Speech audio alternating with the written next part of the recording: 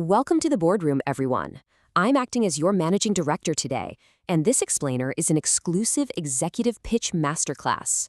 We are looking at a very specific client brief today, Cambridge Mathematics Syllabus 9709, specifically topic 1.8 on definite integrals.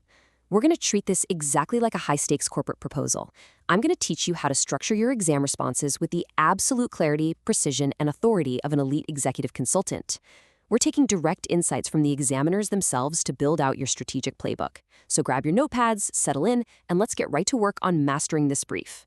So let's address the elephant in the room. Why do so many incredibly capable candidates just bleed easy marks on definite integrals? It's a tragedy we see all the time in the principal examiner reports. To illustrate this, let me introduce you to two junior consultants I was working with yesterday, Consultant Alex and Consultant Sam. Now, Alex has amazing data points, knows every integration formula perfectly, but delivers a terrible executive summary. The presentation is totally unreadable. On the other hand, we have Consultant Sam. Sam is a highly persuasive speaker, great at writing out final conclusions, but completely lacks the physical asset backing, meaning Sam skips the core calculus working. Both of them failed the pitch. Why? Because they understood the underlying math, but completely failed the execution on paper. Today, we are going to use direct examiner insights to fix both of their approaches, and yours, right now. Here is our strategic roadmap for today's briefing. 1. Core principles. 2. The procedural framework. 3. Examiner warnings. And 4. Critical analysis. Let's move. Section 1. Core principles. Let's head into the strategy room and establish our foundational mindset. Here is the clear dividing line between average candidates and our top-performing consultants. We had a massive structural strategy debate yesterday. Junior consultant Alex argued for superficial breadth, just memorizing a massive wide array of standard formulas to get by. But consultant Sam correctly pointed out that the Cambridge syllabus explicitly states that memorization simply won't cut it. You need analytical depth. What does that actually mean for your portfolio? It means developing a deeply connected conceptual understanding of integration. The board, or in your case, the examiners, will intentionally tweak the scenario specifically to test if your core understanding holds strong in totally unfamiliar, volatile contexts. If they change the underlying variables, your executive understanding of the integral absolutely must hold strong. You can't just rely on a formula sheet. You need to understand the architecture of the math. To achieve that required analytical depth, your proposal has to satisfy 3 strict compliance standards, which Cambridge calls assessment objectives. Let's break down the domains. First, AO1, knowledge and understanding. This is knowing the fundamental rules of integration. Second, AO2, application. This is where you actually set up the definite integral with the correct limits based on the specific client prompt. And third, AO3, analysis. This is the big one, folks. Academic benchmarks for this topic strictly require logical, structured reasoning. Every single step of your mathematical argument must logically and clearly justify the next one. It's exactly like a boardroom pitch. You can't just skip to the end and expect us to trust your numbers. You have to prove the journey. Section 2, the procedural framework. Let's explore the method mark strategy. Okay, before we fix Alex and Sam's pitch, I need to pause the slide deck for a quick administrative update. To ensure your academic portfolio remains highly competitive, subscribe to our channel Ace the Exams at the handle @AceTheExams and enable notifications for our weekly consulting insights. All right, let's resume. Yesterday, Alex and Sam encountered a critical flaw in their mock proposal. Their syntax was a mess. So I stepped in to teach them how to align their math with a standardized sequence, essentially adopting the Peel paragraph matrix: point, evidence, evaluation, link for calculus. Step 1, identify your key elements. What are your limits? What is the function? Step 2, apply the relevant principles. Step 3, execute your analysis with crystal clear working. Listen to me carefully. This right here is where the method marks live. In consulting, we call this the billing phase. If you don't show the work, you don't get paid the marks. Step 4, verify your results. And step 5, present in format. If you just punch numbers into a calculator and spit out an answer, you are literally leaving guaranteed method marks sitting on the table. And speaking of that final step, presentation, the syllabus explicitly notes that practical application in mathematics develops professional skills. This isn't just about getting the right number. It's about how you package it. You need proper headings, correct terminology, appropriate formats, and clear annotations. Think about it. If you slide a messy, coffee-stained napkin across the boardroom table to a CEO, they're going to throw it out, right? Well, if your exam working is structurally unreadable, the examiner isn't going to award you full marks, no matter how genius your mental math is. Your syntax and formatting matrix must be flawless. Show the work clearly, cleanly, and professionally. Section 3, Top 3 Examiner Warnings. It's time for our live risk assessment. We're moving into the live audit workshop for all of you watching. I want you to imagine a 60-second visual timer right now. You are auditing a past paper. Case 1, mistake number 3, ignoring the context. Imagine extracting insights under pressure.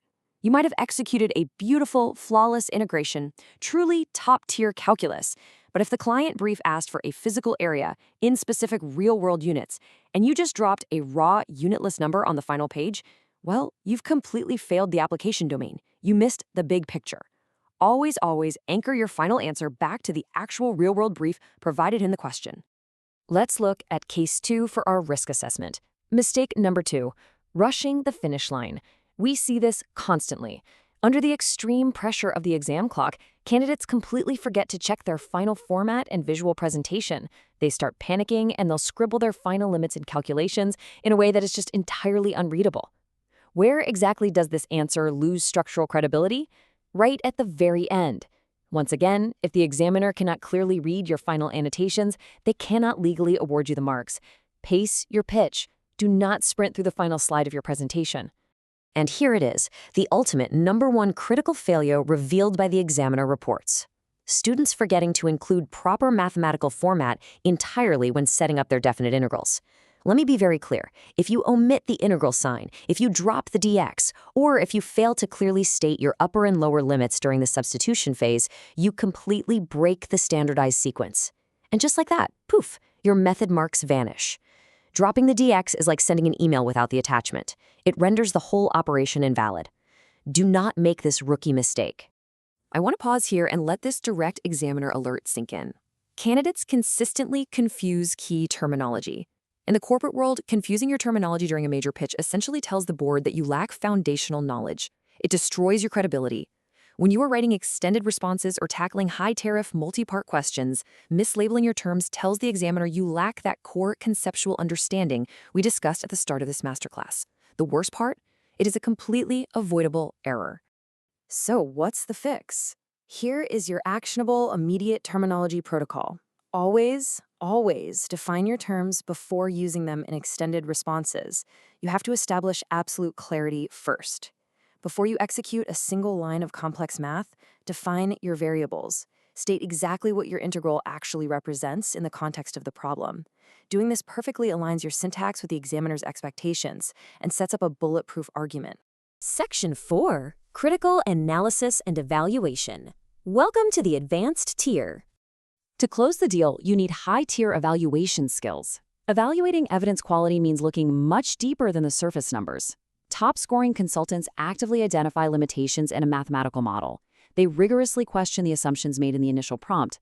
They provide alternative interpretations, and crucially, they clearly explain the downstream effects of these factors on their final conclusions. If you are asked to compare two different mathematical approaches, you must identify both the similarities and the differences, support every single point with concrete evidence from your working, and draw highly justified conclusions. This is how consultant Alex and consultant Sam finally succeeded, by combining Alex's raw data precision with Sam's high-level evaluative analysis to create a polished final draft. And that leads us to your ultimate problem-solving sequence for complex definite integrals. It's a 3-step cycle.